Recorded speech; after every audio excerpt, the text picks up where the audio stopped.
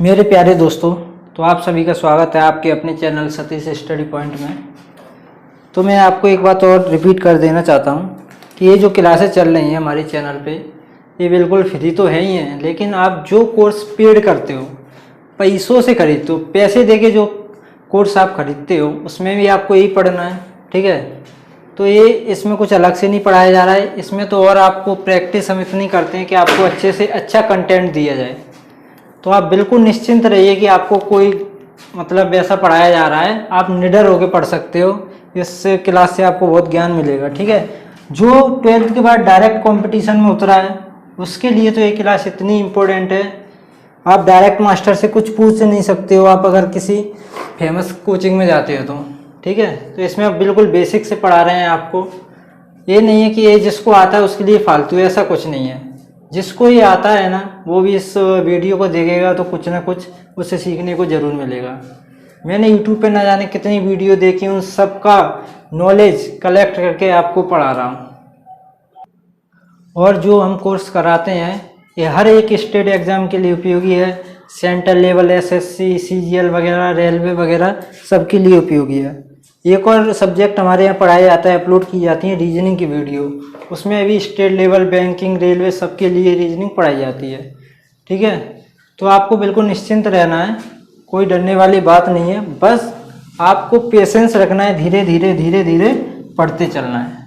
तो चलो इसको पढ़ते हैं। सबसे पहले स्थानीय मान। स्थानीय मान कुछ लोगों को पता होगा, कुछ लोगों को नहीं पता होगा, ठीक है। तो देखो स्थानीय मान होता क्या है। जैसे हमें 7 का स्थानीय मान बताना है, प्लेस वैल्यू बतानी है, सॉरी। तो स्थानीय मान होता क्या है, जिसका मान बताना होता है उसके बाद जितने डिजिट होते हैं ना उतने जीरो लगा दो, क्योंकि इसका मान यहाँ 700 है, ठीक है ना। 3754 है। 5 का स्थानीय मान बताना है आपको, 5 के बाद जितने अंक है उतनी जीरो लगा दो। ये तो रहता है हमारा स्थानीय मान। देखो हमारे बताने का ये कोई भी उद्देश्य नहीं है कि ये बहुत छोटी चीज़ है, एग्जाम में नहीं पूछी जाती है, लेकिन कोई भी स्टूडेंट रह ना जाए, वो ये ना सोचे कि सर ने ये बताया नहीं। हर एक छोटी से छोटी चीज़ें बताई जाएंगी, यही बेसिक होता है। जिसको बेसिक आता है वो कहीं भी फंसता नहीं है, ठीक है। तो आप बिल्कुल ना सोचें कि सर ये क्या पढ़ा रहे हैं। तो देखो अंकीय मान क्या होता है। अंकीय मान होता है जो उसका डायरेक्ट मान दिया हुआ है। जैसे आपसे पूछा जाए 7 का फेस वैल्यू या अंकीय मान बताइए, तो 7 का जो हमें दिख रहा है 7 ही है, ठीक है। जो लिखा है 3 का 3, 5 का 5, 4 का 4, ये रहता है फेस वैल्यू और प्लेस वैल्यू में अंतर। अब इससे थोड़ा आगे बढ़ते हैं। तो देखिए मेरे दोस्तों, ये दो संख्याएं आपके सामने लिखी हैं। 8 के ऊपर कुछ निशान लगाया है, इधर 12 के ऊपर वही निशान लगाया है, ठीक है। तो इनका मतलब आपको पता होना चाहिए, ठीक है। ये बेसिक चीज़ें अगर आपको नहीं आती है तो आप कहीं भी फंस सकते हो, ठीक है। तो देखो दशमलव के आगे जो संख्या लिखी है, अगर उस पर बार लगाए, बार नहीं होता, ये माइनस का निशान होता है, ठीक है। दशमलव के आगे वाली संख्या पे अगर ये वाला निशान लगाए तो आप समझ लो ये संख्या नेगेटिव है। तो इसे -8 प्लस ये 0.12, ठीक है ना। ये 0.12 का मतलब क्या है, 0.12, ठीक है। तो जिस पे बार लगाए दशमलव के पहले, वो संख्या हमेशा नेगेटिव होती है। इसको देखो, दशमलव के बाद वाली संख्या पे निशान लगाए तो इसका मतलब होता है ये संख्या रिपीट हो रही है।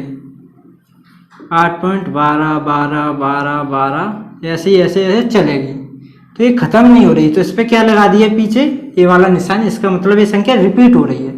लेकिन दशमलव से पहले वाली संख्या अगर ऊपर ऐसे लगा दिया तो वो संख्या निगेटिव को दर्शाती है। जैसे एक और संख्या लिखो, जैसे 23, ठीक है, 0.48। इसका मतलब क्या है, ये 23 है, ये माइनस का 23 है, और ये 0.48 है, ठीक है ना। तो आपको इतना पता होना चाहिए, ये सवालों में आगे यूज होगा, ठीक है। देखो एक सवाल लिखा है आपके सामने। मैं ये बिल्कुल नहीं कह रहा कि ये सवाल एग्ज़ाम में पूछा जाएगा, लेकिन अगर ये आपको नहीं आता है तो एग्ज़ाम के सवाल आपसे नहीं बनेंगे। तो ये बेसिक है, चलो बताते हैं इसका क्या कॉन्सेप्ट रहता है। पहले बिल्कुल डिटेल बताते हैं, फिर ट्रिक बताएंगे इसकी। तो देखो इसका मतलब क्या है, ये संख्या ख़त्म नहीं हो रही है, ये डॉट डॉट डॉट डॉट चलती जा रही है, क्योंकि बार लगाए दशमलव के बाद। तो देखो हम क्या करते हैं, दोनों तरफ 10 से गुणा कर देते हैं। अगर इसमें आप 10 से गुणा करोगे तो ये हो जाएगा 10x। आप इसमें 10 से गुणा करोगे, 10 से गुणा करोगे तो क्या होगा, ये बन जाएगा 6.66 का बार, ठीक है। या तो वही रहेगा, वो तो 666 यही चलता रहेगा, ठीक है। तो क्या करोगे आप देखोगे जो ए वाली संख्या ए और इसमें कोई अंतर नहीं है, देखो ये रिपीट हो रही है, ये भी रिपीट हो रही है, और इस पूरी संख्या का मान क्या है, x, ठीक है ना। तो आप क्या करोगे, आप इसकी जगह क्या रख दोगे, इस वाली संख्या की जगह आप इसे ऐसे लिख सकते हो ना, 6 + 0.a, ठीक है। तो आप क्या करोगे, इस वाली संख्या की जगह आप x रख दो, ठीक है। इसे सॉल्व करोगे, x इस साइड आएगा तो ये हो जाएगा 9x, ये 6, x की वैल्यू कितनी आई, 6/9, ठीक है। तो आपको क्या ध्यान रखना है, जब भी ऐसी संख्या है जिस पे बार हो तो आप उसे डायरेक्ट ऐसे लिख सकते हो 6/9। अभी थोड़ा आपको कम समझ में आएगा, क्योंकि अभी थोड़े और क्वेश्चन लेते हैं जब समझ में आएगा। जैसे एक और सवाल देखो, अब आपकी समझ में आ जाएगा। जैसे x = 0.777, मतलब ये खत्म नहीं हो रहा है, तो हमने x = ये माना है, ठीक है। तो आप क्या करो, जितनी संख्या पे इधर बार होता है उतनी उसमें एक पे तो एक 0 लगा के गुणा करना है आपको, ठीक है।